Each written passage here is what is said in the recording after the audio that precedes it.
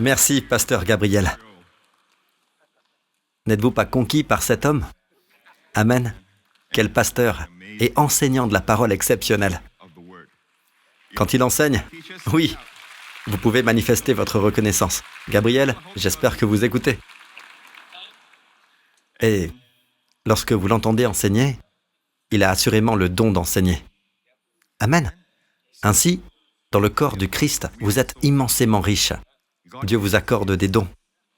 Amen. La Bible dit que lorsque Jésus fut élevé, il offrit des dons aux hommes. Et ces dons, annoncés dans ce passage des Écritures, lorsqu'il fut élevé, il offrit ses présents, lesquels sont en réalité des hommes et des femmes. Amen. Que donna-t-il à l'Église? Des pasteurs, tout d'abord, puis des apôtres, des prophètes, des évangélistes, des pasteurs et des enseignants. Ainsi, tout le monde peut enseigner. Tous les membres du corps du Christ peuvent enseigner, mais tout le monde n'a pas le même appel. En effet, tous ne sont pas destinés à enseigner. Celui-ci, chaque fois qu'il enseigne, préparez-vous à un enseignement en grec ou en hébreu. Et un enseignant aime approfondir la parole. Amen. Peut-être est-ce parce que, dans sa vocation, il a été appelé à enseigner au sein du corps du Christ, mais qu'il a d'abord exercé en tant qu'enseignant dans une école. Issu de cette école, dont je tairai le nom, il a fait un excellent travail. Puis, je l'ai sollicité, car j'ai reconnu le don de Dieu en lui. En général, pour découvrir votre don, vous constaterez que vous possédez une passion et un désir pour un certain métier, une mission bien précise. Et cette mission, cette passion qui vous anime. Par exemple, certains aiment les aspects techniques. Vous adorez la robotique et ce genre de choses. Si votre enfant partage cette passion, orientez-le dans cette voie. Amen. Il n'est pas essentiel, surtout aujourd'hui, de se focaliser uniquement sur si votre enfant répond aux critères académiques de telle école ou d'une autre. Priez à ce sujet. Dieu connaît le type d'amitié et d'influence à laquelle votre enfant sera exposé. Il est bien plus important que votre enfant évolue dans un environnement qui développe son caractère divin. Car, durant l'adolescence, c'est le moment décisif. Les habitudes acquises au sein de mauvaises fréquentations peuvent perdurer longtemps, et cela est crucial. Dieu connaît l'avenir. Alors ne vous tourmentez pas pour des questions d'école ou d'autres considérations similaires. Ne laissez pas le système du monde vous influencer. Être admis dans une école signifie que vous êtes brillant. Mais l'intelligence ne se limite pas aux seules études. Elle s'étend à tous les domaines de votre vie. Et la Bible appelle cela la sagesse. Amen. Ainsi, il existe un verset dans la Bible qui dit « Éduque l'enfant d'après la voie qu'il doit suivre. Même quand il sera vieux, il ne s'en écartera pas. » Dans l'hébreu, on exprime la même idée. Instruis l'enfant selon la voie qu'il doit suivre. N'est-ce pas? Ici, le mot hébreu « paix » renvoie à la bouche. Instruisez votre enfant selon ses goûts et son penchant. En outre, chaque enfant a son tempérament. Chaque enfant a des prédispositions et une passion particulière. Amen. Si votre enfant aime construire, orientez-le dans cette direction. Évitez de dire « je veux que tu deviennes médecin » ni « je veux que tu deviennes avocat ». Non, il ne s'agit pas de cela. Découvrez la personnalité de votre enfant et accompagnez-le en conséquence. Chaque enfant est unique. Instruisez votre enfant selon son tempérament et son penchant. Même quand il sera vieux, il ne s'en écartera pas. Amen. Louons le Seigneur. Ceci vient du fond de mon cœur. Je m'adresse ici aux parents. C'est un petit rappel, une sorte de mise au point, comme nous l'aimons l'appeler. Amen. Avant de commencer à prêcher. En réalité, je suis déjà en train de prêcher. D'accord? Et donc, ne vous inquiétez pas si les résultats escomptés pour votre enfant tardent à apparaître. Pourquoi laisser le système du monde déterminer l'intelligence de votre enfant? Votre enfant peut être plus brillant que celui qui excelle dans d'autres domaines. Mais cela ne veut rien dire, n'est-ce pas? Amen. On ne lui attribue pas une note pour cela. C'est vous qui le faites. Amen. Si votre enfant développe un caractère pieux, félicitez-le. Dites-lui que c'est cela qui compte vraiment. Effectivement. Voyez, ceux qui ne sont pas intelligents. Lorsqu'ils volent un objet, ils s'arrêtent là et ils ne vont pas plus loin.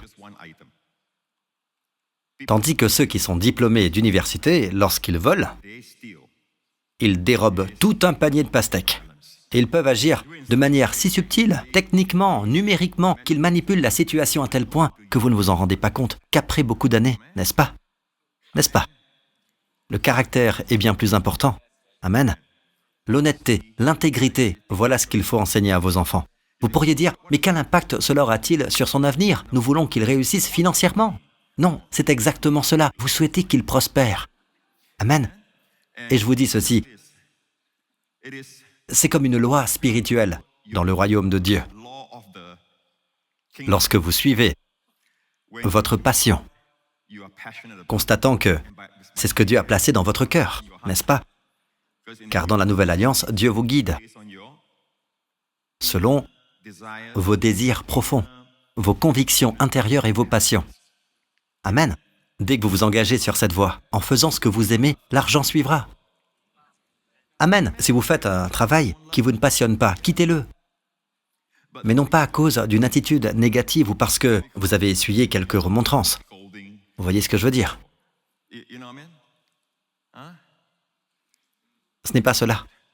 Mais quand vous faites ce que vous aimez, même si, pendant un certain temps, il semble que vous n'obtenez pas ce que vous souhaitez, l'argent finira par suivre. Mais ne poursuivez jamais l'argent pour l'obtenir. Ne prenez pas un emploi uniquement dans l'espoir de devenir riche. Amen. Vous restez chez vous et vous admirez quelques personnes sur YouTube qui vous conseillent d'investir ici et vous les imitez. Votre famille en paie le prix. Vous utilisez les finances de la maison. Votre épouse est en difficulté et vous vous en moquez, car vous êtes à la recherche de gros profits. Permettez-moi de vous dire ceci. Gagnez un revenu stable. La Bible dit « La main des personnes actives est source de richesse ». Cependant, de nos jours, il semble que beaucoup de jeunes désirent s'enrichir rapidement. Permettez-moi de vous dire ceci. La Bible déclare « L'homme envieux est pressé de s'enrichir, mais il ne sait pas que la misère viendra sur lui. » Amen. Mais lorsque vous possédez un caractère fondé sur l'honnêteté, l'intégrité et l'honneur, quelqu'un finira par vous reconnaître. Et je ne parle pas d'un patron chrétien, vous savez. Regardez la Bible. Pharaon n'était pas un patron chrétien. Mais il put constater que le Seigneur était avec Joseph. Et quoi que Joseph fit, Dieu le fit prospérer. Joseph ne passait pas son temps à chercher comment s'enrichir rapidement en restant à la maison.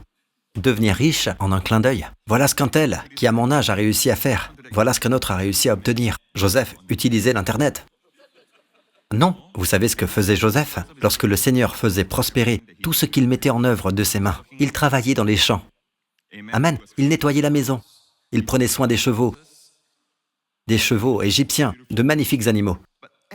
Mais tout ce qu'il touchait se développait. Les chevaux prospéraient. Ils devenaient plus amicaux. Amen. Pas si maussades. Et quoi que Joseph entreprenait, même le jardin s'épanouissait. Amen. Des récoltes exceptionnelles. Une moisson abondante, même en temps de famine. Ainsi, tout patron laïque, devant un tel phénomène, comprendrait que cet homme possède un don particulier. Le monde appelle cela du charisme, dérivé du mot charis, signifiant la grâce. Le comprenez-vous? Ainsi, lorsqu'une personne est charismatique, c'est en raison de la faveur de Dieu sur elle. Puis-je entendre un bon Amen? Amen. Alors, j'espère sincèrement, et ceci est très important, je ressens qu'il y a des choses que je dois exprimer, tandis que je prêche et que j'enseigne, tandis que je transmets ce passage des Écritures. Il faut que je le dise clairement, plutôt que de me contenter d'en faire une simple explication. Est-ce que cela vous convient? Amen. Votre pasteur vous aime. Tous vos pasteurs ici vous chérissent. Nous désirons vous voir prospérer. Amen. Parce que si vous ne faites pas attention, vous savez... Oh. Merci. C'est extraordinaire, cette église. On les réprimande et ils applaudissent. C'était une correction, ça. Amen. Oui. Louez le Seigneur. Regardons maintenant les Écritures. J'espère que vous appréciez Le programme d'études bibliques de Joseph Prince et que vous avez commencé à l'utiliser. Amen. Il est vital de rester en contact avec la parole de Dieu chaque jour. Chaque jour. La parole, dans le livre de Job, chapitre 14, déclare, en effet, pour un arbre, il y a de l'espérance. Quand on le coupe, il repousse et il produit encore des rejetons. Même si sa racine a vieilli dans la terre et que son tronc meurt dans la poussière, il reverdit à l'approche de l'eau. Il développe des branches comme une jeune plante. Waouh! Même si l'arbre ou cette branche est coupée. Et vous savez que pour toute branche coupée, c'est la fin. Amen. Allez. C'est pourquoi nous parlons de la parole de Dieu qui transcende les lois naturelles. Amen. Si vous vivez selon la nature, vous êtes soumis aux lois naturelles. Amen. Le domaine du miracle dépasse ce qui est naturel. C'est, vous savez, même si ce que j'essaie de décrire semble vouloir transcender la loi de la gravité. Chaque fois que vous prenez un avion, il défie la loi de la gravité. Mais en réalité, il existe celle de la poussée et de la portance. C'est pourtant une loi naturelle. Mais il n'existe aucun parallèle. D'accord ? Aucun phénomène naturel ne peut décrire les voies de Dieu. Dieu nous dit que, même si vous vous sentez isolé, même à votre âge, tout médecin vous expliquera ce qui est naturel. Et ils le diront s'ils sont honnêtes. Amen. Ils vous diront des vérités dont vous avez besoin, même si vous ne souhaitez pas forcément les entendre, n'est-ce pas? Mais nous ne vivons pas dans le domaine du naturel. Nous sommes des êtres spirituels, dans la maison de Dieu, le temple du Seigneur. Amen. Et sachez que cet esprit ne mourra jamais. Amen. Ce corps peut périr si Jésus tarde, mais nous aurons un corps tout neuf. Or, le corps n'est qu'une demeure dans laquelle vous habitez. Vous êtes un être spirituel. Ainsi, un poisson, ou toute créature que Dieu crée, cette création doit pouvoir s'épanouir dans son environnement. Donc, le poisson ne peut survivre que dans l'eau. Amen. N'est-ce pas? Les oiseaux peuvent voler, mais lorsqu'ils meurent, ils tombent. Tant qu'ils vivent, ils ne restent pas cloués au sol. Amen. Vous êtes un être spirituel, créé à l'image de Dieu. Dieu est esprit. Jésus dit, Dieu est esprit et il faut que ceux qui l'adorent, l'adorent en esprit et en vérité. Ainsi, vous êtes un être spirituel.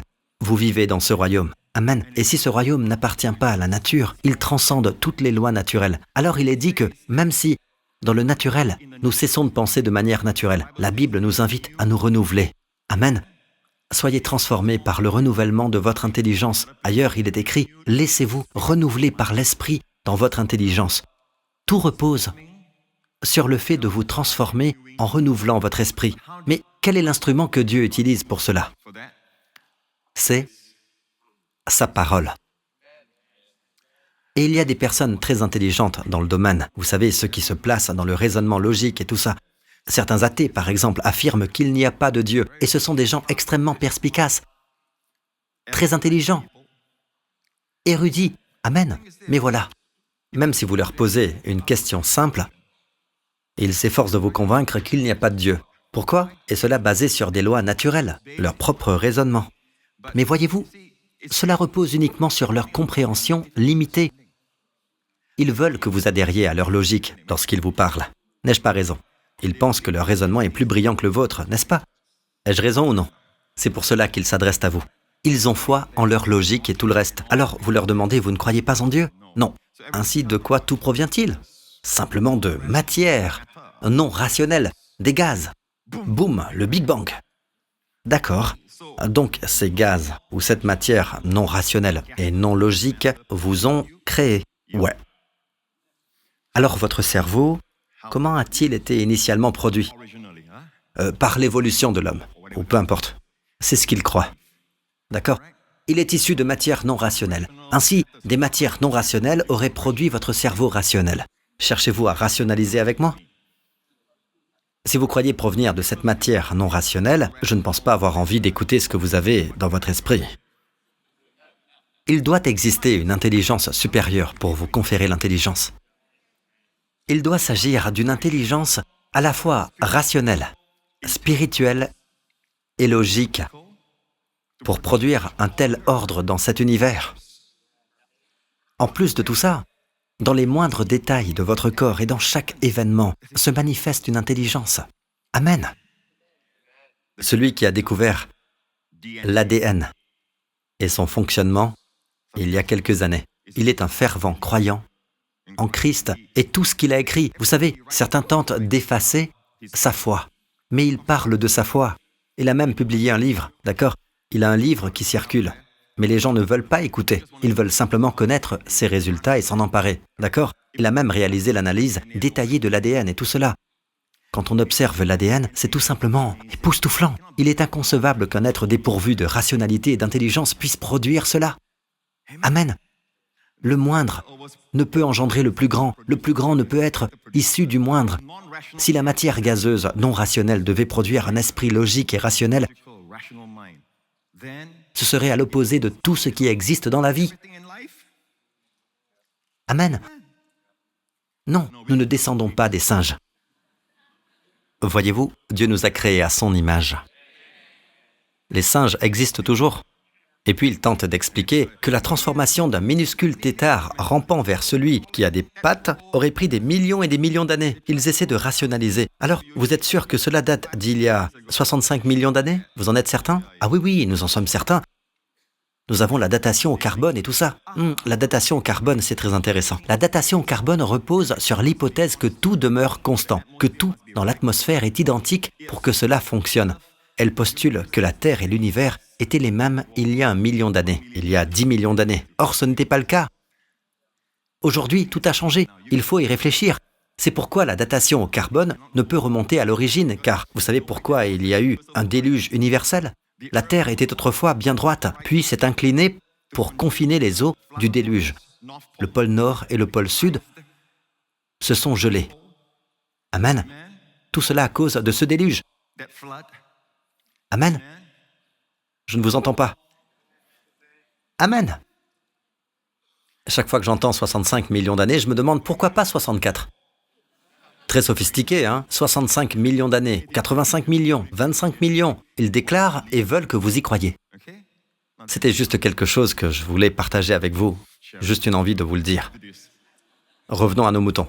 Dans la vie, vous avez besoin de la parole de Dieu chaque jour. Car dans de nombreux aspects de votre vie, il y a des zones interrompues, qui se sont figées. Et bien souvent, c'est parce que nous sommes insensés. Nos actions, le péché s'y est glissé. Vous savez, nous nous adonnons à certaines choses. Nous pensons qu'il n'y a aucune conséquence. Il y a toujours une conséquence. Le péché entraîne toujours la mort. Amen. Vous le saviez? Et certains pensent, mais Pasteur Prince, voilà, je suis toujours en vie ici. Vous êtes en vie, mais vous ignorez que le processus de la mort est très actif. Et chaque fois qu'il opère, nous appelons cela une fatigue constante. Et ensuite, vous devenez faible, comme la Bible décrit le processus. Puis, vous tombez malade. Et finalement, vous mourrez. C'est le summum. En réalité, ce n'est pas le summum, non. Le vrai summum, c'est le lac de la seconde mort, dans le lac de feu. Mais cette mort, c'est celle dont nous parlons quand nous disons « je suis toujours en vie ». Non, vous êtes en vie, mais le processus de la mort est en marche. Et Dieu nous a donné sa parole pour contrer cette mort. Amen. Et c'est pourquoi, dans l'Ancien Testament, il y a un sacrifice, dans le livre des Nombres, appelé les cendres de la vache rousse. Donc, autrefois, ils amenaient une vache devant Dieu, ils amenaient une vache en sacrifice dans le tabernacle. Puis la vache était brûlée devant le Seigneur. Et pendant que la dépouille de cette génisse, son corps était brûlé en sacrifice, la Bible dit de façon très intéressante que cette génisse, sur laquelle aucun joug n'avait été imposé et qui ne présentait aucun défaut, elle représente Jésus-Christ. Amen. Cette vache sacrifiée est une image du sacrifice de Jésus sur la croix, sur qui aucun joug n'a jamais existé. Il n'a jamais été en servitude, il n'a jamais connu l'asservissement. Le joug symbolise l'asservissement. Sur lui, il n'y a aucune servitude. Et en lui, dans son sacrifice, il n'y a aucun défaut. En lui, il n'y a aucun défaut. C'est l'image de Jésus. Ensuite, que se passe-t-il lorsqu'il est brûlé? Alors que la victime est en train d'être incinérée, ils jettent le cèdre. Ils ajoutent de l'hysope. Et c'est une représentation de Jésus à la croix. Cela pourrait très bien être un bois de cèdre, on ne le sait pas. Il y a ce type d'arbre dans cette région. Il se pourrait que Dieu ait ordonné cet arbre. Un cèdre figurait peut-être parmi les arbres utilisés. En fait, ils ont même offert à Jésus de l'hysope sur une éponge. Vous vous souvenez de cela? Le vinaigre. Quoi qu'il en soit, ils attendaient qu'elle soit complètement réduite en cendres. Ensuite, ils le mélangeaient à de l'eau. C'était un sacrifice particulier pour Israël, chaque fois qu'ils entraient en contact avec quelque chose de mort. À la fois un cadavre, une dépouille ou un animal mort, ou toute chose dépourvue de vie. Dès qu'ils touchaient à la mort, ce sacrifice était pour eux. Ce n'était pas une offrande consumée, pas une offrande pour le péché. En fait, ce sont des choses que l'on peut trouver dans le livre du Lévitique. Celui-ci se trouve dans le livre des Nombres. Le livre du Lévitique est un livre consacré au sacerdoce. Amen, les 5 offrandes. Je vous en ai parlé. Mais le livre des Nombres représente l'errance dans le désert. Il est comme un miroir de notre vie sur terre alors que nous nous dirigeons vers notre demeure céleste. Amen, qui est bien plus belle. Vous l'avez entendu la semaine dernière. Amen, nous en avons parlé. C'est notre vraie vie. Nous sommes tellement attachés à la chair. Nous croyons que c'est cela, la vraie vie. Mais non. Vous savez, Dieu a ordonné cette vie aussi. Mais en fait, tout est déchu.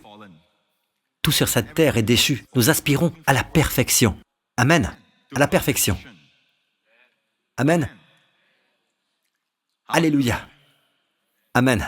Ainsi, alors que nous cheminons ensemble, c'est comme dans le livre des Nombres. C'est comme errer dans le désert. Et cette provision a été établie dans le livre des Nombres. Alors, chaque fois que vous touchez à la mort, quand je dis toucher la mort, je ne veux pas dire que vous touchez un cadavre, d'accord, physiquement. Je veux dire qu'il y a des choses que vous effleurez. Elles ne sont pas ouvertement pécheresses. Vous voyez, c'est acceptable en soi, mais vous touchez la mort.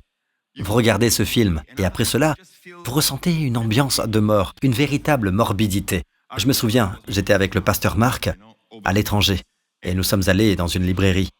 Lui et moi parcourions quelques livres. Il était avec moi quand cela s'est produit. J'ai pris un livre qui m'a fait dire « Waouh !» C'est comme si il vous révélait un secret. Alors, je prends le livre en pensant que peut-être l'auteur est chrétien, qu'il partage des principes surnaturels de l'univers, les lois divines, tout ça. J'étais curieux, pensant que c'était fondé sur la Bible. Alors je regarde. Oui, certains aiment toujours se référer à la Bible. Les enseignements du Nouvel Âge adorent ce verset, car il est comme les pensées de son âme. Mais ce verset est toujours utilisé hors contexte. C'est le seul qu'ils connaissent. Amen. Tout est possible à celui qui croit. Ce sont les paroles de Jésus hors de leur contexte. Qui les a dites? Jésus. Et qui faut-il croire? Il faut croire en Jésus. Amen. Il ne s'agit pas simplement de croire en n'importe quoi. Bref, pendant que je lisais ce livre, j'ai compris que c'était du New Age. Mais j'ai continué à lire, debout dans mon coin, en tenant ce drôle de livre. Le pasteur Marc était avec moi, et tout à coup, une voix intérieure m'a dit « Ferme ce livre ». Alors j'ai fermé le livre et je suis allé marcher dans le centre commercial avec le pasteur Marc. Et là, j'ai eu un des pires maux de tête de ma vie.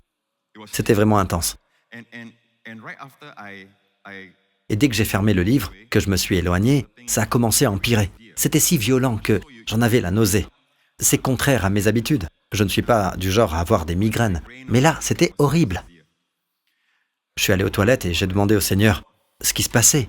Le pasteur Marc était toujours là, prêt à m'aider. Il voulait courir chercher du paracétamol ou autre chose. D'accord?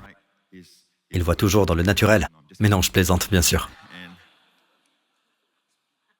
Et au passage, il n'y a rien de mal à utiliser les services médicaux.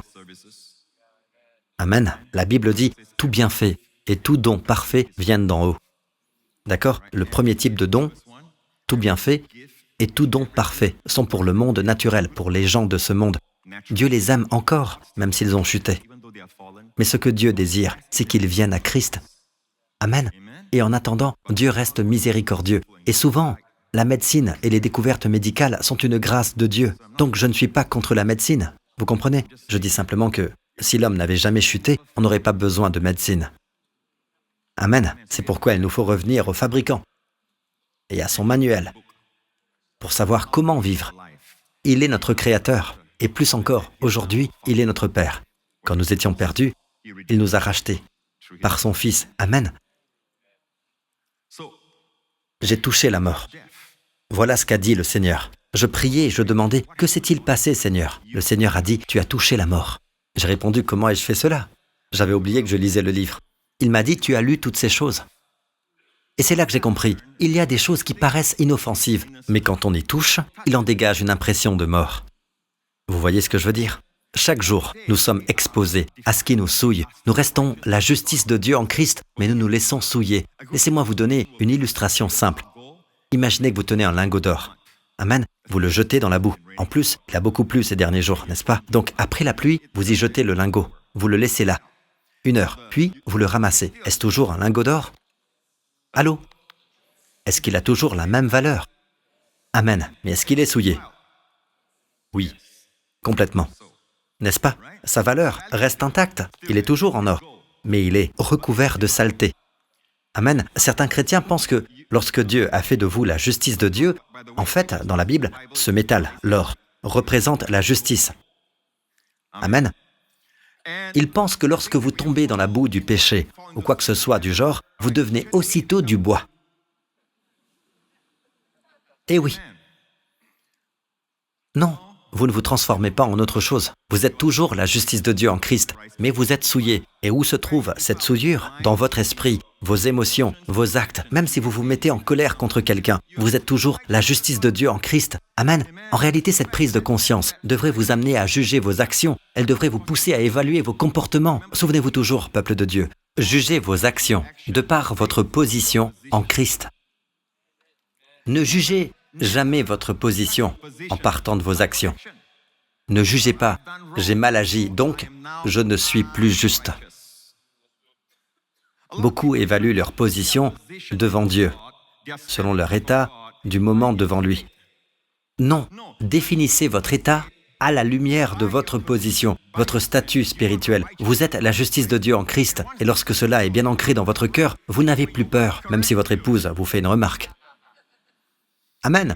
Lorsqu'une personne vous corrige, vous êtes capable d'apprendre, car cela ne remet pas en cause qui vous êtes vraiment. Beaucoup de gens ne supportent pas la critique parce qu'ils sont très fragiles intérieurement. Souvenez-vous de ce que je vous ai dit à propos de Jésus, dans la chambre haute, avant qu'il ne lave les pieds de ses disciples. Qu'a-t-il fait? La Bible nous donne ces paroles puissantes, puisque, presque comme une introduction solennelle à ce qu'il va faire, il est écrit, Jésus savait qu'il était venu de Dieu et qu'il retournait vers Dieu. Il savait que le Père avait tout remis entre ses mains. Il prit une serviette, une bassine, se pencha et il commença à laver les pieds des disciples. Souvenez-vous de ce que je vous ai dit, seuls ceux qui sont vraiment assurés, dans leur identité, peuvent se permettre d'être humbles. En réalité, les personnes orgueilleuses se sentent souvent très insécures. Parfois, votre critique vient toucher une zone de leur vie qu'ils cachent aux autres, mais où ils se sentent vulnérables. Et peuple de Dieu, écoutez bien ceci. Nous sommes tous, à divers niveaux, en proie à l'insécurité. Voilà pourquoi nous devons constamment nous rappeler cette vérité fondamentale. Vous êtes la justice de Dieu en Christ. Amen. Alors que faire? Il suffit de reprendre ce lingot d'or et de le laver. Vous le lavez, n'est-ce pas? Pas avec du sang, mais avec l'eau de la parole. Quand il s'agit de souillure, la solution, c'est toujours l'eau de la parole. Revenons au symbole des cendres de la génisse rouge. Quand un Israélite touchait un mort ou toute forme d'impureté liée à la mort, il ne pouvait pas entrer dans l'adoration tant qu'il n'avait pas été purifié. Il devait se présenter au prêtre et le prêtre aspergeait sur lui une eau préparée à partir des cendres de la génisse rouge. Écoutez bien, certains parmi vous pensent que cela rappelle certaines pratiques religieuses, mais en réalité, ces pratiques s'inspirent de cela. C'est l'original. Les cendres étaient placées dans un bol, mélangées avec de l'eau et du bois de cèdre.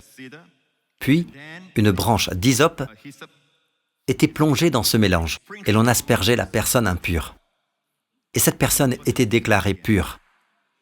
C'est pourquoi la Bible dit dans l'Épître aux Hébreux, « En effet, le sang des boucs et des taureaux, ainsi que la cendre d'une vache, dont on asperge ceux qui sont souillés, les rend saints en leur procurant une pureté rituelle. Si tel est le cas, le sang de Christ qui s'est offert lui-même à Dieu par l'Esprit éternel comme une victime sans défaut, purifiera d'autant plus votre conscience des œuvres mortes, afin que vous serviez le Dieu vivant. » Amen. Vous voyez, le symbole est toujours inférieur à la réalité. Le type est moins puissant que la substance. mais il pointe vers une réalité glorieuse. Alors les cendres de la génisse rouge nous montrent qu'il y a une provision pour le peuple de Dieu lorsqu'il touche des choses dans le monde, qu'il regarde quelque chose, une image qu'il ne devrait pas regarder, vous savez, quoi que ce soit, et ensuite il est souillé. Vous entendez une conversation autour de vous, des grossièretés, et vous êtes souillé. Et si cela dure trop longtemps, cela peut vraiment devenir un péché. Et oui, cela peut même affecter votre santé. C'est très intéressant. Cela peut affecter votre santé. Amen. Alors, quelle est la provision pour cela? L'eau. Si le lingot d'or est souillé, cela reste un lingot d'or, mais vous le lavez avec de l'eau. Et ensuite, il redevient étincelant. Amen. Donc, la Bible dit, puisque nous avons de telles promesses, écoutez bien, ne citez pas mal ce verset, il est dit, puisque nous avons de telles promesses, bien-aimés, purifions-nous de tout ce qui souille notre corps et notre esprit. Remarquez, purifions-nous de tout. Ayant donc ces promesses dans la parole de Dieu. Où trouve-t-on ces promesses? Dans la parole de Dieu. Ne dites pas simplement « purifions-nous ». D'accord? Amen. Beaucoup de gens disent « si vous êtes la justice de Dieu, pourquoi Paul dit dans les Corinthiens « purifions-nous » Ils réagissent trop vite. Il faut citer tout le passage. Il est dit « puisque nous avons de telles promesses ».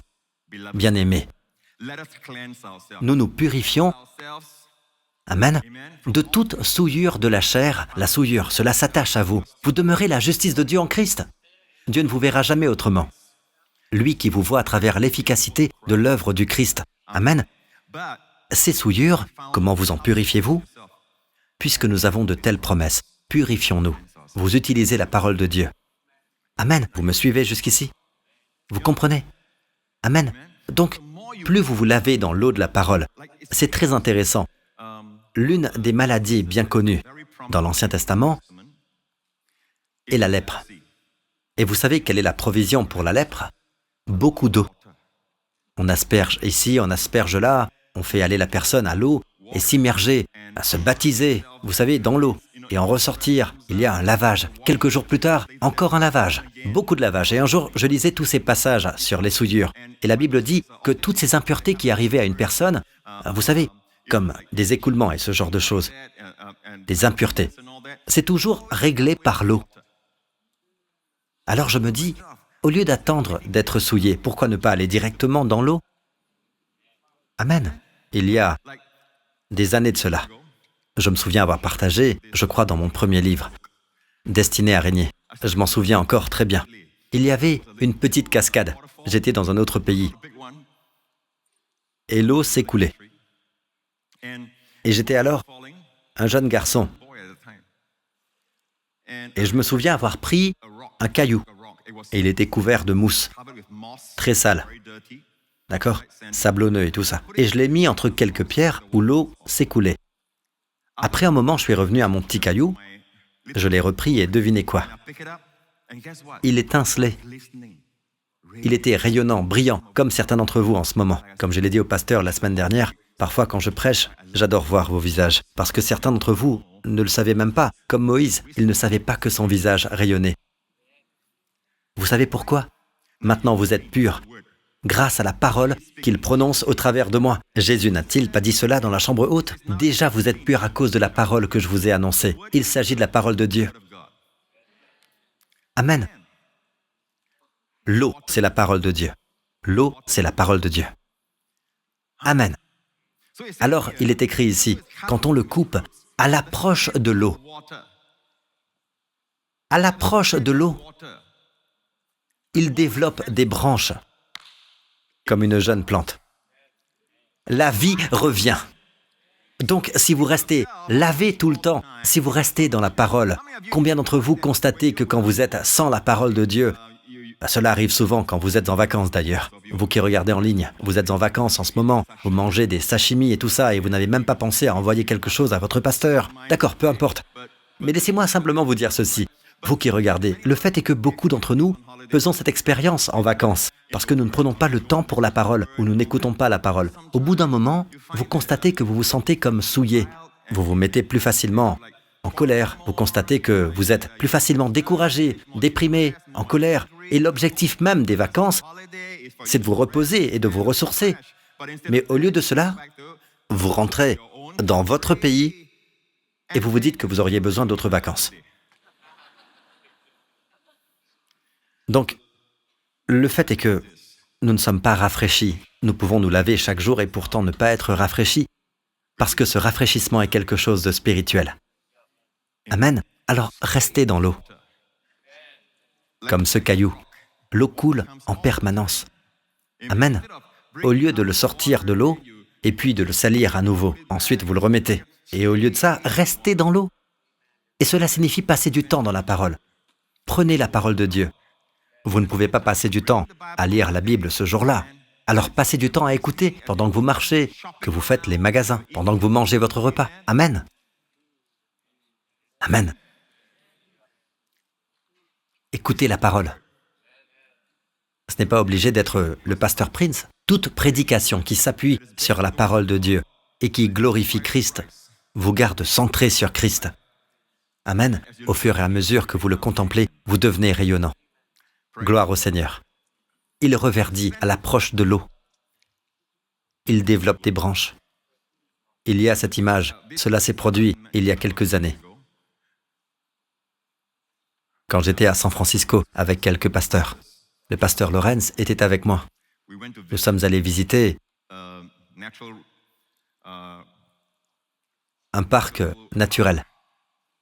Ils avaient là-bas des arbres très anciens.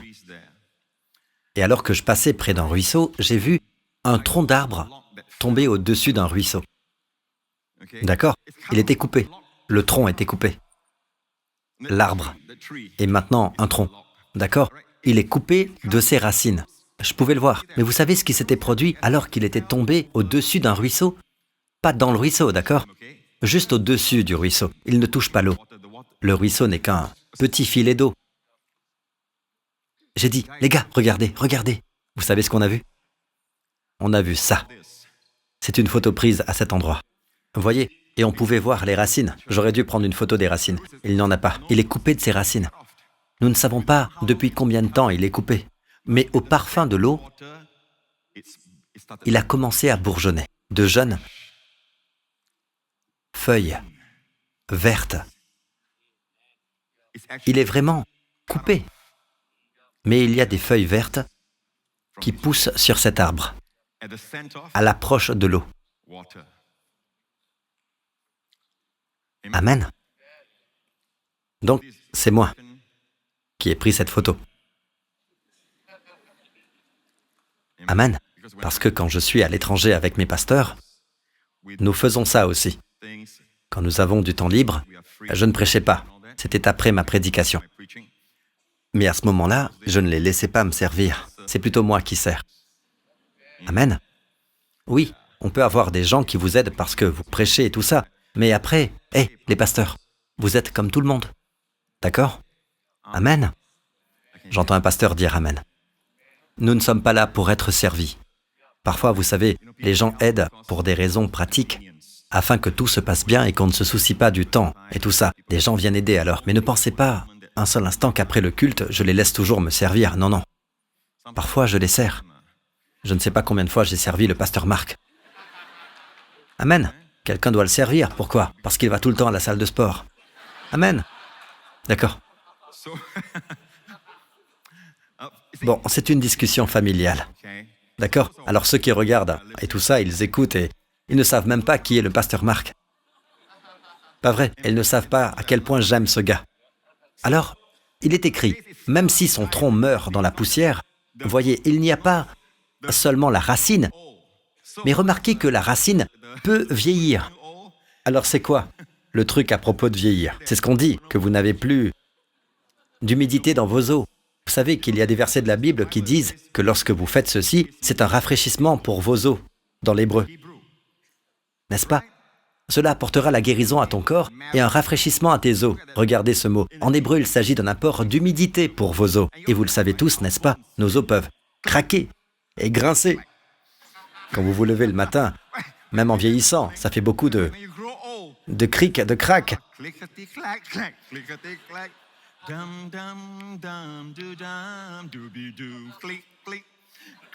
Vous voyez? Donc en fait, le manque d'humidité, le manque d'eau est le problème. Amen. Et cela se voit même sur votre peau. Alors on doit appliquer de l'eau de l'extérieur. On appelle ça un hydratant, n'est-ce pas? Parce que nous manquons d'eau. Et on vieillit très vite quand on manque d'eau. On ne boit pas d'eau. C'est le cas dans le naturel. Et il en va de même dans le spirituel. Amen. Vous avez besoin de cette eau. Très intéressant. Vous connaissez ce verset, beaucoup d'entre vous le connaissent. Moïse avait 120 ans quand il mourut. Ses yeux n'étaient pas affaiblis. Et sa vigueur n'était pas diminuée. N'est-ce pas? Pourtant, sa vue n'avait pas baissé et il était encore plein de vitalité. D'accord? Ne cherchez pas maintenant. Vous regarderez sur l'application d'études bibliques que vous avez. La fameuse appli que vous avez. Mais écoutez, l'hébreu, vérifiez-le, il était encore plein de vitalité. Le texte hébreu dit que son humidité ne s'était pas dissipée. N'est-ce pas intéressant? C'est littéralement ce que dit l'hébreu. Son humidité ne s'était pas dissipée. Son humidité était préservée, en d'autres termes. C'est pourquoi, à 120 ans, il était toujours jeune. Amen.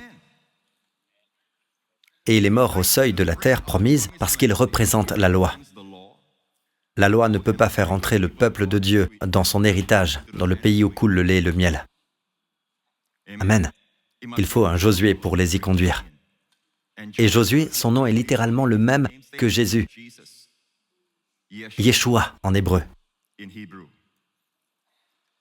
La loi ne peut pas vous faire entrer. Seule la grâce par Jésus-Christ peut vous faire entrer. Amen. Alors il est mort en bonne santé. Vous savez, il est mort en bonne santé et plein de vigueur. Son frère Aaron est aussi mort dans une belle vieillesse avancée. Et vous savez quoi? Il est monté à pied sur la montagne pour mourir. Et il ne pouvait pas mourir tant que Moïse ne lui avait pas retiré ses habits de grand prêtre. La Bible dit qu'au moment où il a retiré ses habits de grand prêtre, il est mort. Il semble que tant que vous réalisez que vous êtes revêtus de la justice de Dieu en Christ, les forces de la mort ne peuvent pas entrer. Lisez la Bible. Alors, Aaron est mort et il faisait une ascension, ce qui veut dire qu'il n'était pas infirme, il n'était pas faible, il n'était pas impotent, il était capable, il grimpait. Je veux dire, réfléchissez-y. Il est monté jusqu'à son lieu de sépulture.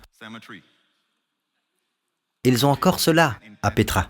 Vous allez à Pétra, même depuis l'hôtel où vous séjournez, vous pouvez regarder au loin et vous verrez un mausolée blanc tout en haut du mont Hor. C'est la tombe d'Aaron. Amen. Il est mort sans maladie ni infirmité. Il y a des gens qui meurent sans maladie ni infirmité. Pourquoi ne pas en faire votre objectif si Jésus tarde? Amen. Donc, l'humidité. Le mot-clé, c'est l'humidité. Nous voyons cela aussi dans la chambre haute.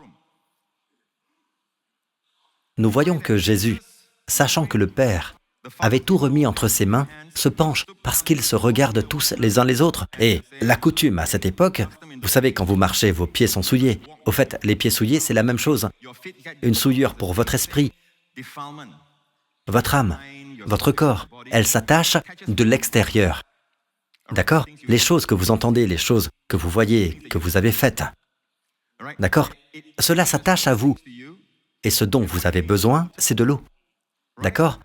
Alors l'image du lavage des pieds. À cette époque, ils pratiquaient vraiment la coutume de se laver les pieds, car la terre d'Israël était poussiéreuse. Donc, quand vous entrez chez quelqu'un, n'est-ce pas, il y a toujours de l'eau pour laver. Et en fait, c'est le serviteur de la maison qui lave les pieds des gens. Alors quand les disciples, ils sont tous fatigués, d'accord? Quand vous êtes fatigué surtout, vous pouvez devenir grognon. Amen? Surtout pendant les vacances. Pendant les vacances, nous n'observons pas le sabbat pour se reposer. Nous n'observons pas pour le repos. Nous ne faisons pas ça. Et vous savez, je vous conseillerais toujours, si vous le pouvez, intégrer la journée de repos. Ne sortez pas en courant. Chaque jour compte, vous savez. Chaque instant compte. Non. Ensuite, on se met à crier les uns sur les autres. On crie sur les enfants et les enfants ne sont pas contents. Les enfants se mettent à crier sur tous les chiens qui passent et le chien n'est pas content. Le chien se met à aboyer sur tous les chats qui passent. D'accord? Et le chat ne fait que dire « miaou ». Vous savez alors? Ils se regardent les uns les autres et ils disent « Ce n'est pas mon tour. » Pas vrai? Simon-Pierre répondit « Tu es le Messie, le Fils du Dieu vivant. Et moi je te dis que tu es Pierre, et que sur ce rocher, je construirai mon église. » Puis il regarde Thomas. Thomas dit « Je doute fort que ce soit moi. Je doute que ce soit mon tour. » Pas vrai? Il regarde Judas. Judas dit « Désolé, je suis occupé à compter, en plein comptage d'argent. » Jésus se leva et il lava les pieds des disciples. Il leur lava les pieds. Et ce n'était pas seulement un acte physique, mais un geste symbolique, destiné à nous enseigner quelque chose. Il se leva et dit « Vous êtes heureux si vous faites ces choses. Si vous faites cela les uns pour les autres, vous êtes heureux. Car si moi, votre Seigneur et Maître, je vous ai lavé les pieds, vous devez aussi vous laver les pieds les uns aux autres. » Mais souvenez-vous, lorsqu'il leur lavait les pieds pour montrer que c'était symbolique, spirituel, Pierre l'arrêta et dit « Toi, Seigneur, tu me laves les pieds. » Et le Seigneur dit « Si je ne te lave pas, tu n'auras pas de part.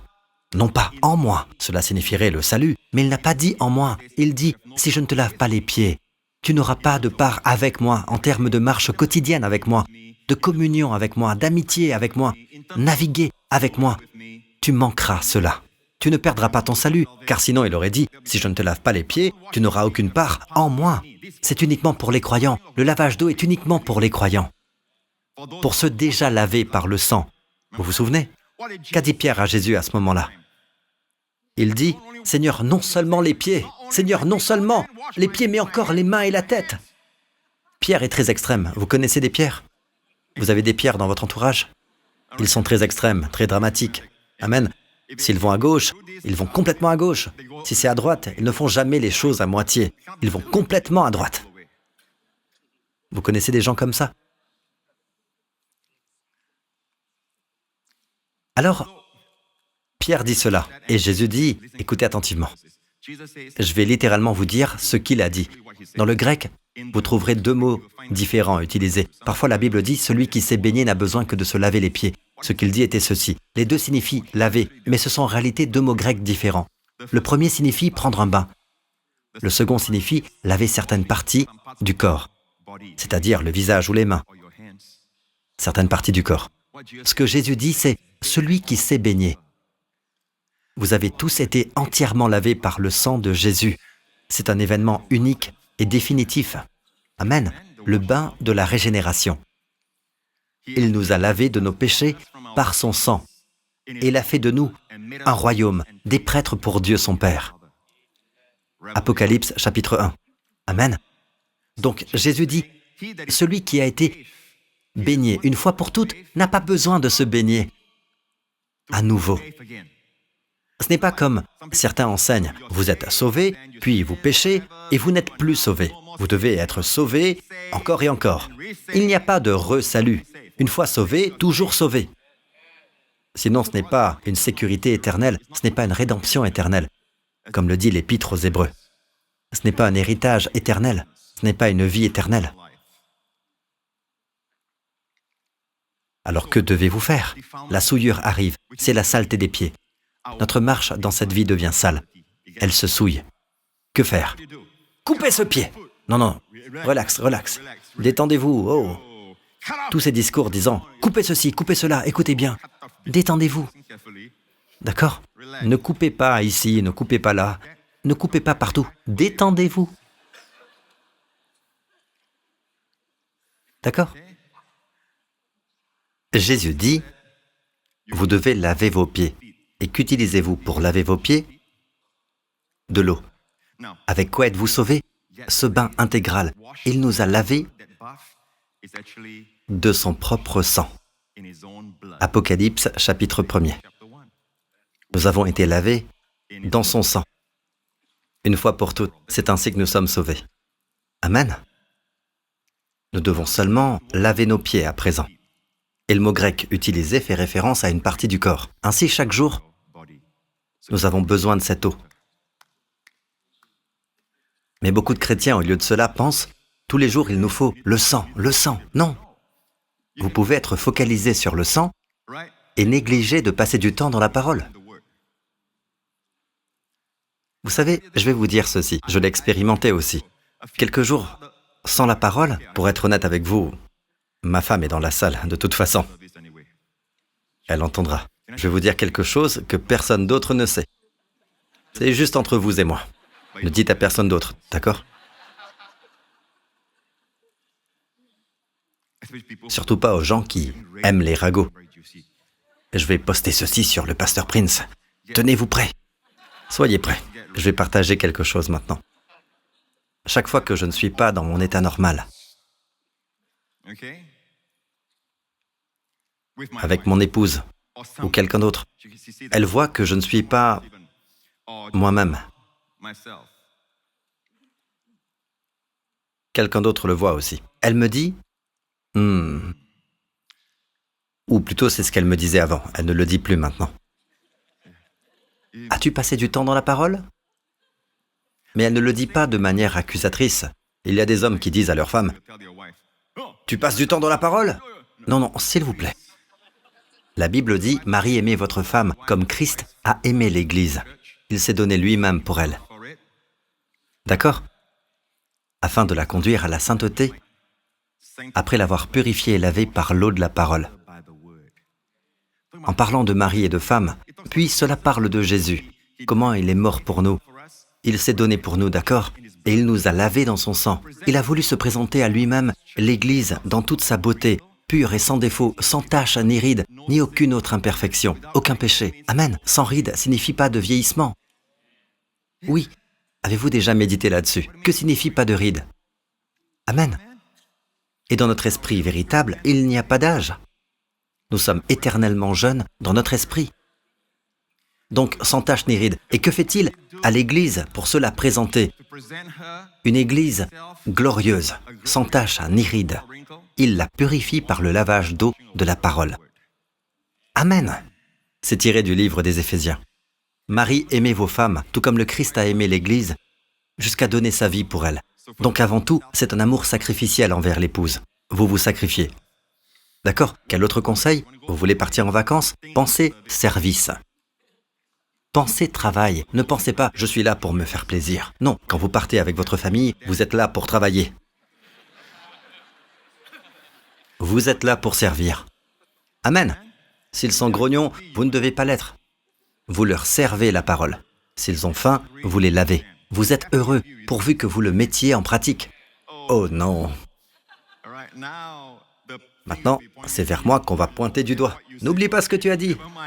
Bref, peu importe. Vous savez, ma fille ou mon fils, ou ma femme, s'ils écoutent ceci, ils diront « N'oublie pas ce que tu as dit pendant les vacances. » Ça, c'est le risque du métier que j'ai, vous voyez. Tout ce que je prêche, je dois en quelque sorte l'assumer. Mais vraiment, quand vous partez en famille, vous pouvez avoir votre moment de pause. Vous pouvez essayer. Je conseille aux gens de prendre un temps sabbatique, un temps pour soi. Pas besoin d'aller loin. Cela peut être tout près. Amen. Rafraîchissez-vous. Quand vous retrouvez votre famille, vous êtes là pour servir. Vous êtes là pour laver les pieds. Et Jésus dit que vous serez heureux. Vous ne serez pas triste, vous serez heureux. Vous serez heureux pourvu que vous le mettiez en pratique. Nous devons aussi nous laver les pieds les uns les autres. Il ne parle pas d'un acte purement physique. Il parle de quelque chose de spirituel, n'est-ce pas? Celui qui s'est baigné n'a besoin que de se laver les pieds pour être entièrement pur. N'ai-je pas raison? Et c'est très intéressant de voir que le diable semble mordre les pieds. N'est-ce pas? C'est pourquoi il est écrit « Le Dieu de la paix écrasera bientôt Satan sous vos pieds ». Et dans la première prophétie au jardin, Dieu dit « Cette descendance, le diable, t'écrasera la tête et tu lui blesseras le talon. » Il mord toujours comme un serpent, vous voyez. Il n'attrape que vos pieds. Il n'attaque pas votre épaule, il ne s'en prend pas à votre bras, ni à vos biceps. Il vise vos pieds, n'est-ce pas? Amen. Comme le verset que Jésus cite à propos de Judas, tiré de la prophétie dans les psaumes, « Même celui avec qui j'étais en paix lève le talon contre moi. » Le traître, Judas, il a trahi Jésus. Il a levé son talon contre lui. Vous voyez, c'est une image de cela. Quelqu'un passe à côté de vous. Vous savez ce qu'il fait? Il utilise son talon pour vous donner un coup dans le dos. Il a levé son talon contre vous. Il a agi donc derrière votre dos. Amen. Donc le diable ne peut pas supporter des pieds purs. Il n'a rien à manger, parce qu'il a été destiné depuis le jardin d'Éden. Tu mangeras de la poussière tous les jours de ta vie. Donc, la poussière est la nourriture du serpent. Le diable mange la poussière. Le nom cananéen, n'est-ce pas? Les ennemis d'Israël, les Cananéens, signifie se vautrer dans la poussière. Amen. Vous devenez une proie pour l'ennemi. Parce que Dieu a décrété que Satan se nourrirait de poussière. Et c'est pourquoi, chaque fois que vous lavez ces pieds sales, qu'est-ce que vous enlevez exactement? La poussière. Quand vous êtes dans la parole, il n'y a pas de poussière. Quand vous vous baignez, vous sentez bien que vous ne vous salissez pas. Amen. Il ne s'agit pas de dire « Oh, ne péchez pas, ne faites pas cela ». Ce n'est pas une question d'interdiction. C'est comme après vous être baigné. C'est intérieur, vous ne vous salissez pas. N'est-ce pas? Pasteur, je ne comprends pas ce que vous dites parce que je ne me lave pas. Si vous ne comprenez pas, voilà peut-être pourquoi. Oui, et votre voisin maintenant qui dit « Ah, ben moi je comprends ». Je peux le sentir, mon frère. Quand vous vous lavez, vous vous sentez frais. Vous vous sentez bien. Vous vous sentez détendu. Amen. C'est cela, le lavage d'eau de la parole. Alors, vous comprenez jusque-là? Cela vous maintient en bonne santé, même physiquement. Comme je l'ai dit, avoir eu ce violent mal de tête ce jour-là n'est pas sain, n'est-ce pas? C'est un signe, et souvent le manque d'eau, je parle d'eau spirituelle maintenant, la parole de Dieu dans votre vie se manifeste même physiquement. Elle se manifeste dans votre esprit. Un esprit engourdi signifie que vous êtes rempli d'inquiétude. Vos pensées sont mortes, c'est l'anxiété. Vous êtes déprimé, n'est-ce pas? C'est comme si votre perspective est très sombre, très morose, très maussade. Tout ce que vous voyez est très obscur. Jésus est spécialisé pour changer le deuil en danse. Le soir arrivent les pleurs et le matin l'allégresse. Amen. Il change nos tristesses en joie. Et c'est pourquoi, dans le premier chapitre de la Bible, il est dit « Il y eut un soir, il y eut un matin, ce fut le premier jour. Il y eut un soir, il y eut un matin, ce fut le premier jour. L'homme aime dire matin et soir, Dieu dit soir et matin, Dieu dit « Pour moi, chaque moment devient toujours plus lumineux. En ce qui me concerne, cela ne fait que s'éclaircir davantage. » Quand vous passez du temps dans la parole, vous pensez comme Dieu. Puis-je avoir un grand amen? C'est passionnant, la parole de Dieu. Elle vous rendra sage. Vous savez, le monde accorde un grand prix à la sagesse sans savoir comment la définir. Alors, ils voient un milliardaire qui construit des fusées et tout ça, et ils disent « Oh, ça, c'est la sagesse ». Ou ils voient autre chose, « Ça, c'est la sagesse ». Et ils pensent toujours que la sagesse veut dire être malin. D'accord? Je ne dis pas que ces gens-là ne sont pas intelligents. Je dis juste que la sagesse n'est pas simplement de l'intelligence. Elle peut inclure cela, mais elle est plus que cela. La sagesse, c'est savoir les choses avant qu'elles n'arrivent. C'est comme une intuition intérieure. Vous savez quoi faire, même sans comprendre toute la logique de vos actions. Amen. La sagesse aime toujours l'excellence morale. Parfois, il n'y a aucun avantage à dire la vérité, mais vous devez dire la vérité. Quand vous voyez quelqu'un faire quelque chose de mal, vous devez dire la vérité. Vous devez être honnête. Mais alors vous allez en pâtir. Oui, vous pouvez y perdre, mais il y a quelque chose en vous qui aime l'excellence morale. Si personne ne le sait, le Seigneur le sait.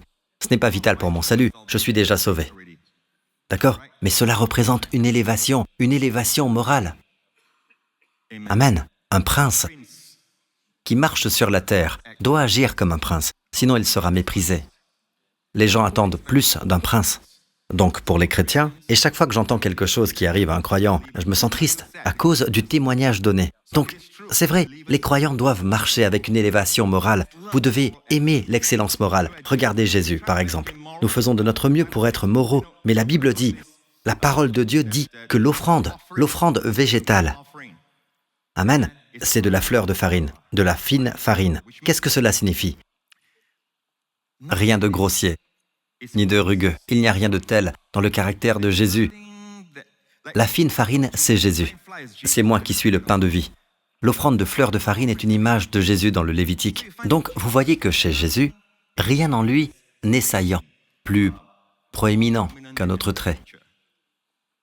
Amen. En d'autres termes, quand il fait preuve d'amour et de miséricorde, ce n'est pas au détriment de la justice. Vous savez, parfois nous montrons de la miséricorde et de la charité aux gens, mais c'est au détriment de la justice. On dit, ce n'est pas grave, c'est bon, quelque chose ne va pas, il maltraite des gens. Ce n'est pas grave, c'est bon. Vous savez, il faut aimer les gens, s'aimer les uns les autres. Non, mon ami, vous appliquez mal. Cette partie-là est devenue trop proéminente. Chez Jésus, son caractère, son excellence morale, rien ne domine. Il n'y a aucun aspect plus élevé qu'un autre, et un trait émerge, un trait magnifique comme la miséricorde. Et quand il accomplit son œuvre, il disparaît. Et c'est un autre aspect qui ressort. Examinez sa démarche. Chaque parole qu'il prononce, chaque action qu'il accomplit, dégage un parfum comme l'offrande végétale. Parce qu'il mettait de l'encens pur sur l'offrande végétale pour montrer que la vie de Jésus, chaque pensée, chaque parole, chaque acte, dégage un parfum pour le Père, qui seul peut l'apprécier pleinement. Il est totalement magnifique. Amen. Maintenant, beaucoup d'entre nous ne réalisons pas cela, mais des études ont été faites sur des personnes, tout le monde trouve belles ou séduisantes ou attirantes, ou peu importe. Ils disent que c'est parce que nos yeux recherchent ce qui est symétrique. Nous regardons ce qui est symétrique. Amen. Cela ne signifie pas que vous devez avoir de grands yeux. Si vos 2 yeux sont petits, c'est symétrique. Amen. Imaginez, tout est symétrique. Ils disent que c'est ce que tout le monde recherche. En d'autres termes, il y a un cri pour la beauté dans nos cœurs. Et d'où vient ce cri? Nous aimons les choses belles. C'est pourquoi nous aimons les belles choses. Notre maison, nous aimons la rendre belle. Nous voulons être entourés de beaux jardins et tout ça. N'est-ce pas? Il y a un cri pour la beauté parce que, quand vous regardez le monde, il est très laid.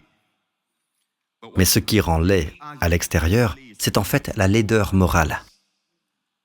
Les gens trompent, ils mentent.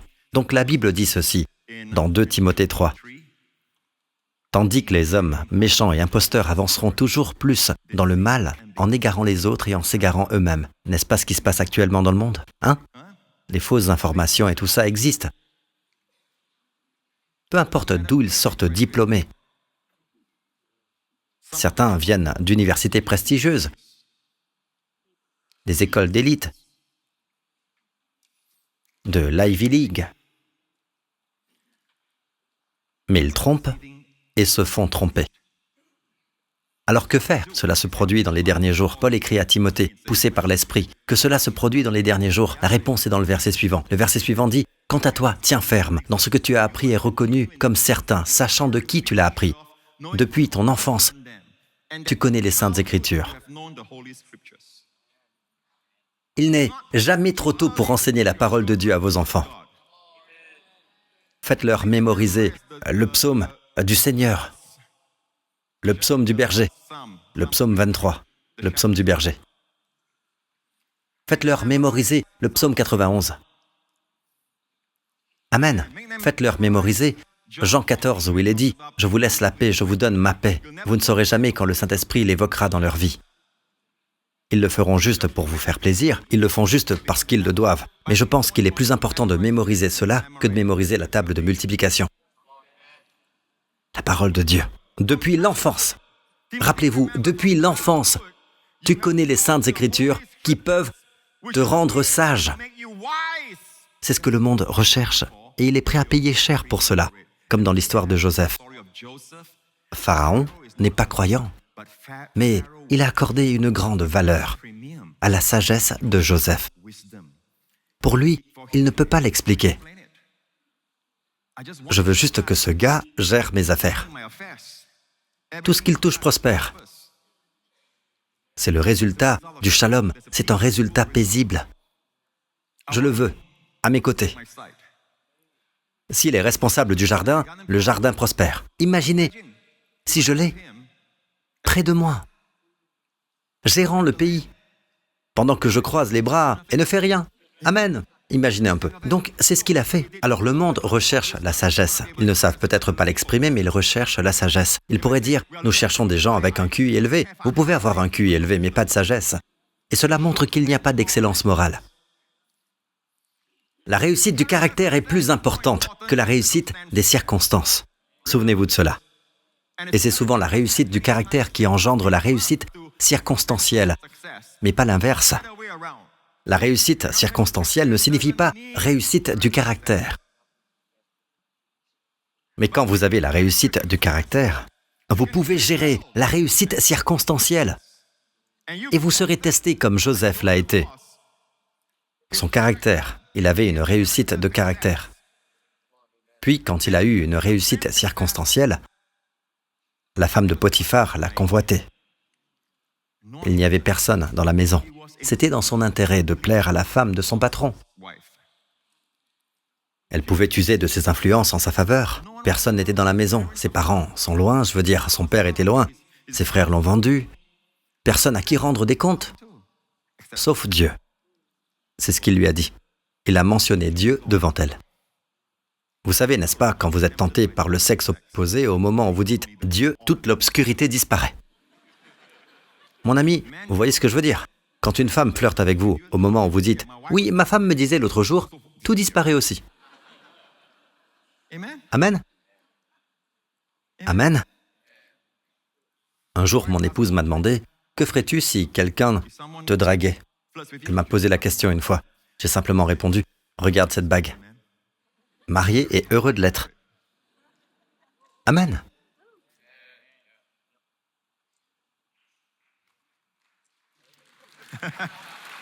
Non, je n'attendais pas vos applaudissements. Gardez ça pour le pasteur Marc, dans quelques semaines. Oui, ça arrive bientôt. Mais j'apprécie quand même. Cependant, la réussite de caractère. Il a pu lui résister parce que, vous savez quoi? Imaginez s'il n'avait pas eu cette réussite de caractère, il y aurait cédé. Là, il se dirait, je profite de tous les avantages que la femme du patron m'offre. Oui, pendant un temps. D'une manière ou d'une autre, cela finit par se savoir. Et Pharaon, qui a de nombreuses femmes, l'apprend. Vous pensez qu'il va vous confier tout le pays? Pas question. Le péché finit toujours par vous hanter. D'abord, il vous hante personnellement. Le pire, c'est qu'il hante votre conscience. Vous ne pouvez pas être audacieux extérieurement. En fait, vous avez beaucoup de crainte quand votre conscience n'est pas en paix. Il y a des gens pauvres qui n'ont pas beaucoup d'argent, mais qui dorment bien. N'est-ce pas? Ils sont heureux. La conscience est tranquille. Il y a des riches qui ne peuvent de toute façon manger qu'un repas à la fois. Certains d'entre eux sont malades. Ils ne peuvent même pas se nourrir correctement. Les meilleurs repas que l'argent puisse acheter. On ne dort que dans un seul lit. Une grande maison, mais on dort toujours dans un seul lit. Et peuvent-ils dormir? C'est une autre question. Je n'ai rien contre les gens riches, d'accord? Je dis simplement de ne pas croire que, parce que certains sont riches, ils profitent forcément de la belle vie. Et vous voulez un plan pour devenir riche rapidement dans votre vie. Non. Jésus dit, « Et que servira-t-il à un homme de gagner le monde entier s'il perd son âme ?» Cela n'a pas de prix. Amen. Si votre patron vous licencie parce que vous avez dit la vérité, il y aura un patron qui appréciera la vérité. Et au-dessus de lui, il y a Dieu qui vous récompensera, car vous le servez. Amen. Amen. Vous me suivez jusqu'ici?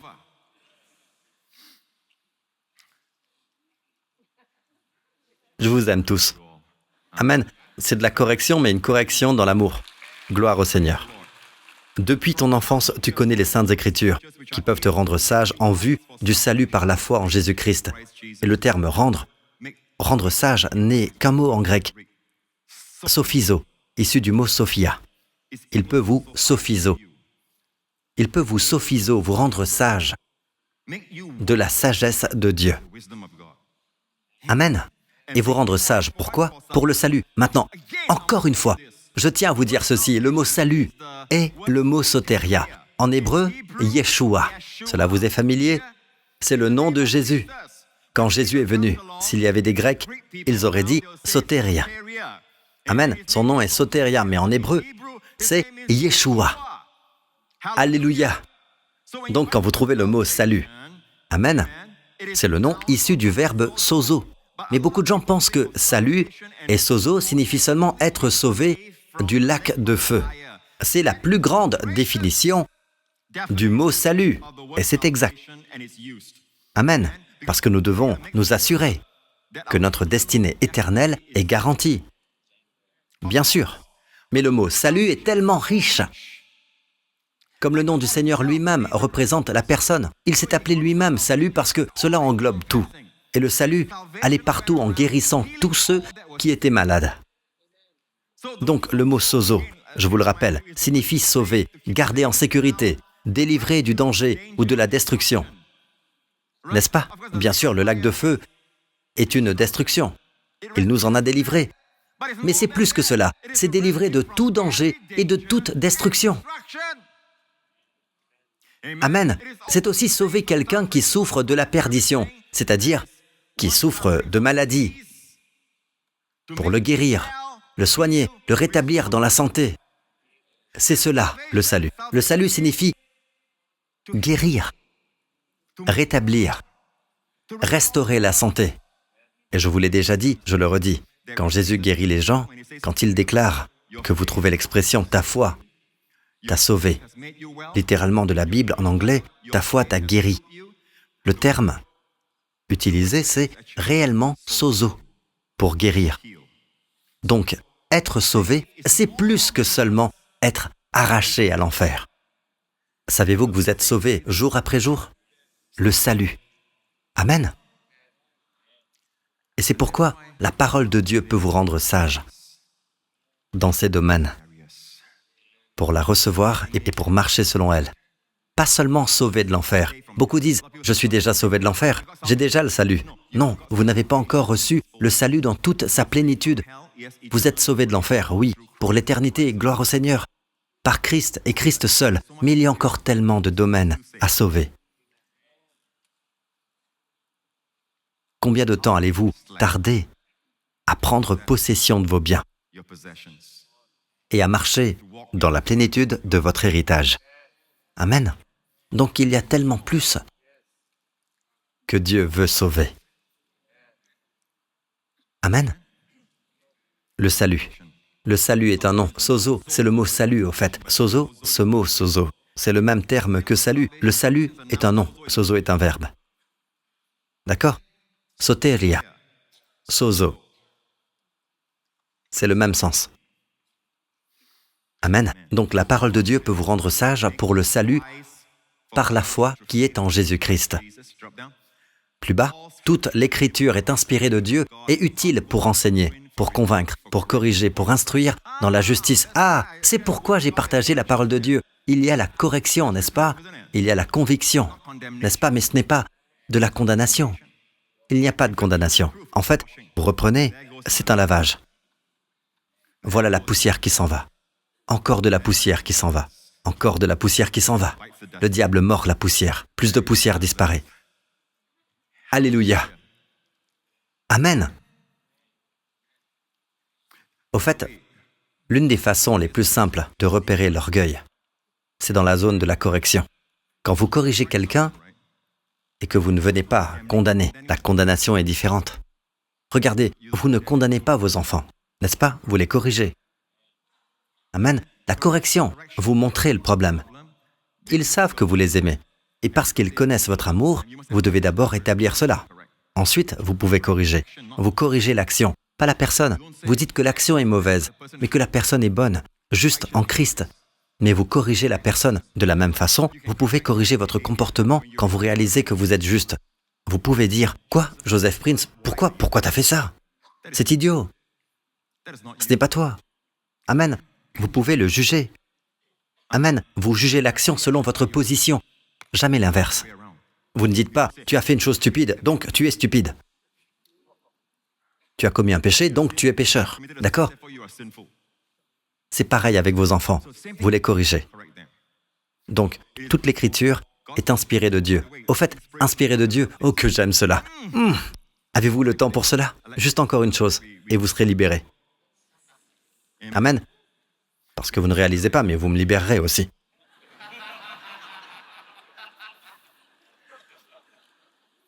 Toute l'Écriture, dites toute, pas juste ça et là.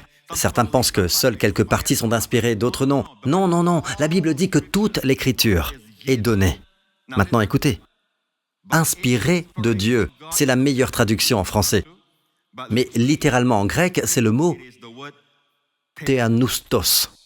Théa vient de théos, Dieu. Le Dieu de la Bible est appelé théos, comme dans théologie, théos en grec. Noustos, souffle, le souffle de Dieu. Toute l'Écriture est insufflée par Dieu. Puis-je vous poser une question? Autrefois, vous n'étiez qu'un corps. Dieu vous a façonné comme un mannequin.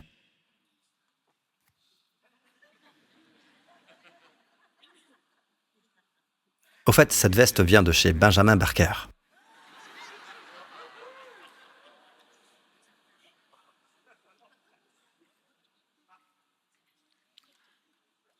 Voyez dans la vitrine, il n'y a pas de vie.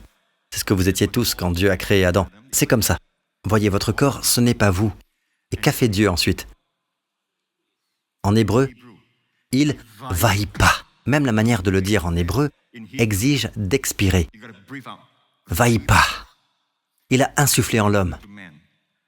Et l'homme est devenu une âme vivante. Amen. Amen. Bon, le pasteur Marc dira que l'homme est devenu une âme vivante. Amen. Quant au pasteur Lorenz, ce sera plutôt...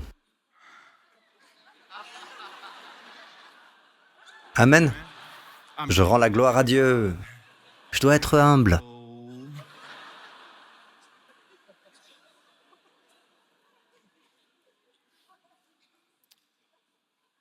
La vie de l'homme est dans ce souffle.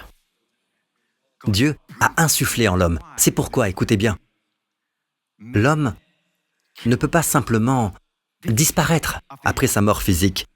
Il faut un lieu pour l'héberger, mais comme il n'est pas recréé, il ne peut pas être dans le lieu de la perfection. Parce qu'il a péché, il y a du péché dans sa vie. Il faut quand même l'héberger car il vivra éternellement. Donc l'enfer est un endroit où ils vivent pour toujours.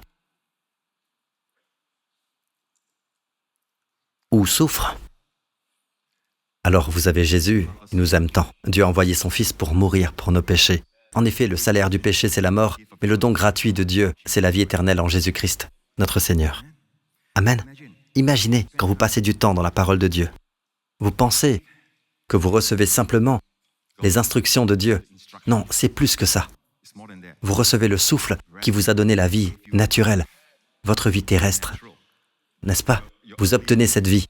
Ce qui signifie, plus vous avez de vie, n'oubliez pas, vous laissez toujours la mort entrer. N'est-ce pas? D'une certaine façon. Mais quand vous passez du temps dans la parole, il ne s'agit pas seulement du lavage par l'eau, mais du souffle de vie. Le souffle de Dieu lui-même vient en vous. C'est pourquoi la parole de Dieu est une source de santé pour tous, car elle apporte la vie à ceux qui les trouvent, la guérison à tout leur corps. Amen. Et laissez-la vous convaincre, vous corriger et vous instruire dans la justice. La justice n'est pas le fait de bien agir dans le Nouveau Testament, c'est la bonne position. Amen. Vous êtes la justice de Dieu en Christ. Amen. Afin que l'homme de Dieu soit parfait. Ce mot parfait signifie équipé, complet, réellement pourvu pour toute bonne œuvre, totalement préparé pour chaque bonne œuvre. Amen. Et cela veut dire un homme qui, à l'époque, quand un navire était sur le point de voyager vers un pays lointain, au temps de Paul, on utilisait un mot grec pour signifier qu'on équipe le bateau de tout ce qui est nécessaire. Il était entièrement pourvu. Tout ce qui vous manque à l'instant, quand vous passez du temps dans la parole, il y a une impartition. Donc cela signifie que même dans la zone de faiblesse, de maladie, il y a une impartition de vie et de santé. Amen. Amen. Est-ce que cela vous aide?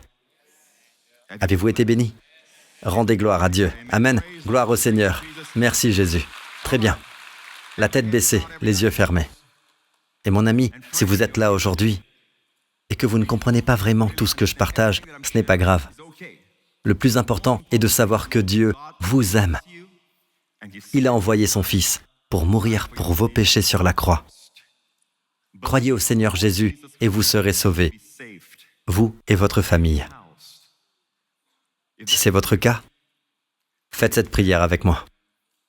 En plaçant votre confiance en Christ, qui est mort pour vos péchés sur la croix, et Dieu l'a ensuite ressuscité pour déclarer que, parce que Jésus a porté vos péchés et que Dieu l'a ressuscité, cela signifie quoi?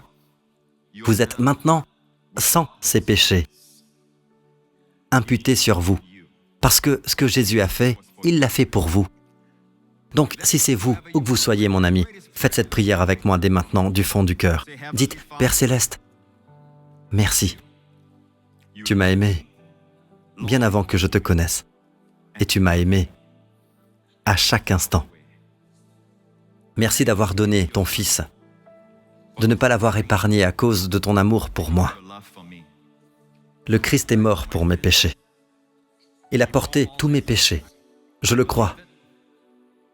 Mais le troisième jour, lorsque tu m'as justifié, lorsque tu m'as acquitté, tu as ressuscité ton Fils d'entre les morts. Jésus-Christ est mon Seigneur et Sauveur, maintenant et pour toujours. Merci Père, je suis sauvé. Je suis hautement favorisé en Christ. Et dorénavant, je m'attends pleinement à ce que, partout où je vais, la faveur de Dieu m'accompagne. Partout où je vais, oui, le bonheur et la grâce m'accompagneront, me poursuivront tous les jours de ma vie. Au nom de Jésus. Amen, amen, amen. Mettez-vous debout. Rendez gloire au Seigneur. Levez vos mains, vous tous ici présents. Croyons Dieu. Ne tenez pas cette semaine pour acquise, vous qui voyagez. Ne considérez pas vos voyages comme acquis, même les pays que vous avez déjà visités. Ne les prenez pas à la légère. Ce qui n'est pas arrivé avant peut arriver à l'avenir, mais Dieu sera avec vous. C'est pourquoi nous proclamons cela sur vous, non pour vous rassurer, mais pour que des prières exaucées vous accompagnent. Alors cette semaine à venir, peuple de Dieu, que le Seigneur vous bénisse, vous et vos familles. Où que vous alliez, où que vous soyez, que le Seigneur vous bénisse, vous et vos familles. Que les bénédictions d'Abraham soient sur vous, les bénédictions de Deutéronome 28, toutes les bénédictions spirituelles en Christ.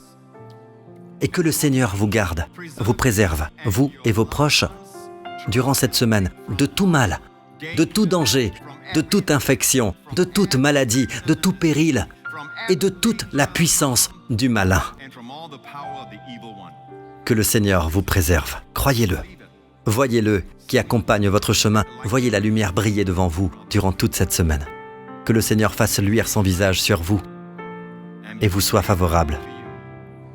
Attendez la faveur de Dieu. N'oubliez pas ce message. Chaque jour, attendez-vous à la faveur de Dieu. Que le Seigneur lève son visage sur vous et vos familles et vous accorde à vous et aux vôtres sa paix shalom et sa plénitude. Au nom de Jésus. Amen. Que Dieu vous bénisse. À très bientôt.